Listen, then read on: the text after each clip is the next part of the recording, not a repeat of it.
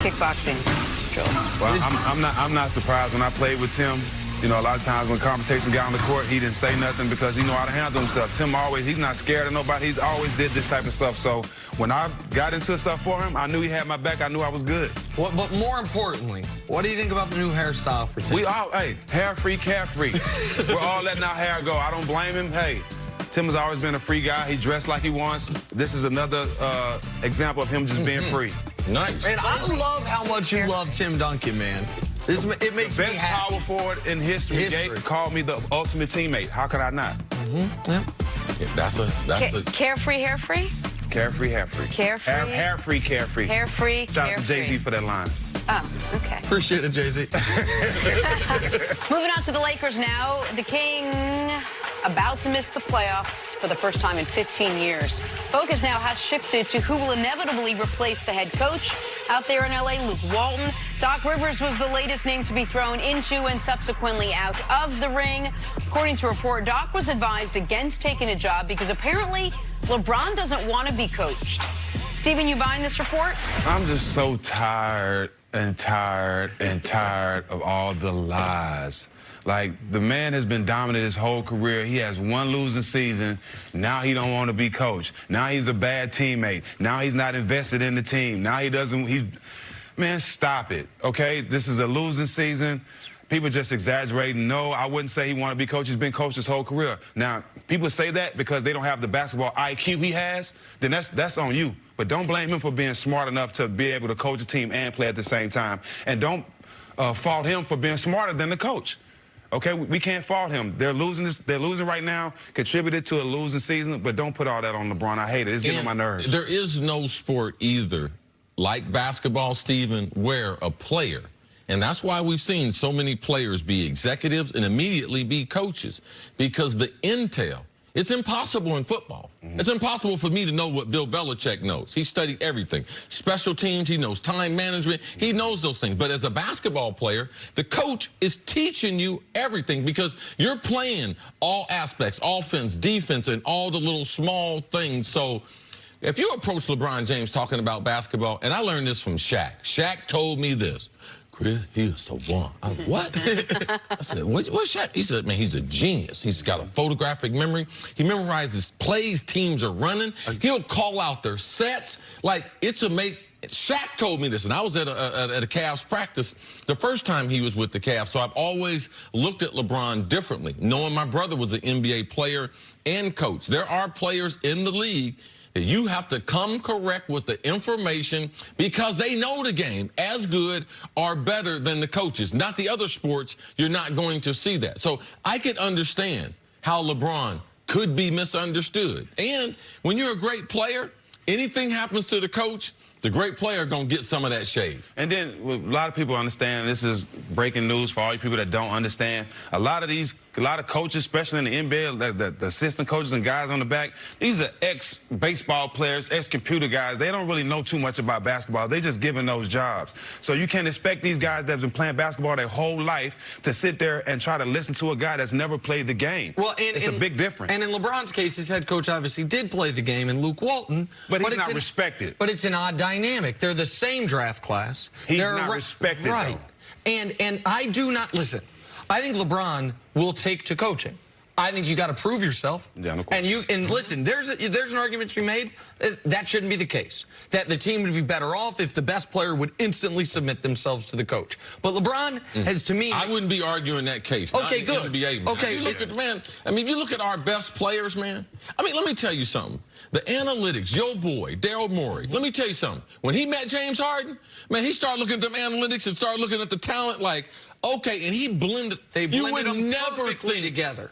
And he's had now his best success when he got with his best coach. When Kevin McHale was a shoot out the door, you bring in Mike D'Antoni, you marry D'Antoni's system with Daryl's analytics, with Harden's skill set, and that's how you have that team. I do not begrudge LeBron James for saying when he got to L.A., Luke Walton going to have to prove himself to me.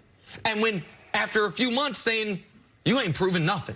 Now, do I think that if Doc Rivers was the head coach there, LeBron would respect Doc? Absolutely. Do I think Doc could teach LeBron something? Absolutely. When he got to Miami, he wasn't in there Spoelstra. And according to Chris Mannix, he didn't pushed out the door. Spoelstra stayed. Spoelstra proved himself to LeBron. They have a great relationship now. The last few years there were excellent. He bonded with Fizdale as well. Fizdale was one of the assistants there. Yeah. Fizdale's a guy he's wanted to have as his coach. So he didn't respect Blatt. Blatt was a doofus in the NBA. He might be a great international coach. He was a doofus in this league. And Luke Walton, what is the thing Luke Walton does great? What's the thing Luke Walton's going to say, LeBron, you never thought about this. Let me teach you something about the game. So this idea, LeBron is now being criticized for a coach who was never offered a job, who was not available to take a job, not taking a job. But that's the coach that was there when he got there. So for him to walk in and say what he said, he basically wrote the guy's walking papers before the season even started. Oh, I disagree with that. I just think he didn't sign off on it. Well, a lot of people feel like Luke didn't even earn that job. Maybe not, but a lot of players. It's not up to a player to, I don't know, for him to voice that earlier on in the season. But he didn't voice it. He didn't voice it. LeBron has not publicly criticized Luke, but he clearly didn't buy in. But buy into what? But when you walk in the locker room and you see guys that's not playing, disrespecting the coach, when you see guys that's not even dressing out, disrespecting the coach, talking about Beasley. Not even just Beasley, just period. The team, the guy, it's been more than him that got into it with Luke. Guys that shouldn't even say nothing to the coach. They feel like they have the confidence to say, that's when all respect is gone. And you don't have to be the person to argue with him to know that. You can see how everybody else is treating him. The most respectful thing LeBron did for Luke was show up. Number one, and number two, when Magic was sitting at his house, because I can guarantee you this was discussed. Yeah. Do you want us to change coaches? Yeah, he could have recommended no. He could have immediately, no, man, you need to get rid of the coach. LeBron gave him a chance. Gave him a year. LeBron 100% could have said, Jeannie Buss would not in that room. Jeannie Buss is Luke's godmother in this regard, where she's the one that hired Luke and likes Luke. But if it were to get LeBron, he had said, here's what we need. You got to get rid of that head coach. And then there's other coaches available. We know he's got it. I don't think Mark Jackson was a great NBA coach, but we know he was available, would love the job. There are different people who were available. Fire Luke, bring that guy in. He gave him the ability to prove himself. And listen, I've had this argument with a lot of people, which is your point, which is doesn't he owe Luke Walton the buy-in? LeBron James's loyalty is due to the organization. The best thing for the Lakers moving forward. And LeBron James blindly buying into a coach who I guarantee you will not be an NBA head coach next year. Like the idea that, oh, well, he's getting screwed. This guy, if Spo got fired, somebody else would have hired him. The guy, David Blatt got fired. He'll never coach in this league again.